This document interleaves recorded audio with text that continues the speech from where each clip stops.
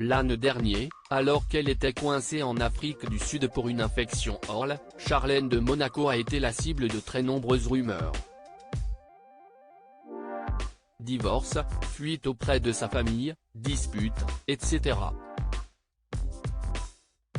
Les observateurs ont été nombreux à penser que la jeune femme ne voudrait plus rentrer en Europe, près de son mari, Albert de Monaco, et de ses deux enfants, Jacques et Gabriella, aujourd'hui âgés de 8 ans.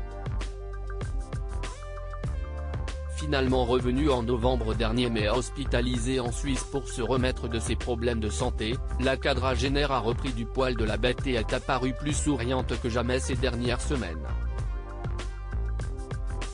Un état d'esprit confirmé lors de son interview accordée à Nice Matin ce mercredi, à l'occasion des 10 ans de sa fondation. Je voudrais, d'abord dire que je me sens aujourd'hui tellement mieux que ce que je ne l'ai été ces dernières années, a-t-elle notamment déclaré au journal.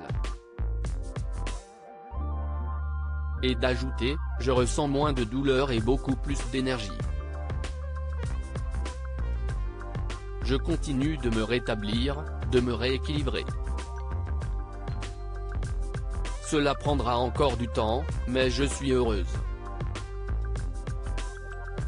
Une déclaration qui a dû faire plaisir à ses nombreux fans, souvent inquiets que la jeune femme ne soit pas épanouie dans son rôle de princesse de Monaco, malgré les dénégations de son mari, le prince Albert. Le retour en force de Charlène de Monaco, une rumeur tenace, sûrement due à l'attitude souvent distante de la jeune femme lors des grands rendez-vous du Rocher ces dernières années. Mais depuis son retour, elle semble avoir changé d'état d'esprit, plus souriante, plus tactile. La Sud-Africaine aurait même imposé de nouvelles règles à ses deux belles-sœurs, Caroline et Stéphanie de Monaco. Une reprise en main qui l'aide et dans laquelle elle est soutenue par ses proches. Ma famille et ceux que j'aime sont mon roc. J'aborde l'avenir, pas à pas, un jour après l'autre, explique-t-elle, toujours dans la retenue. En tout cas, pour elle, désormais, plus question de quitter son mari et encore moins son Jackie et sa Bella, sur qui elle a fait de tendres confidences.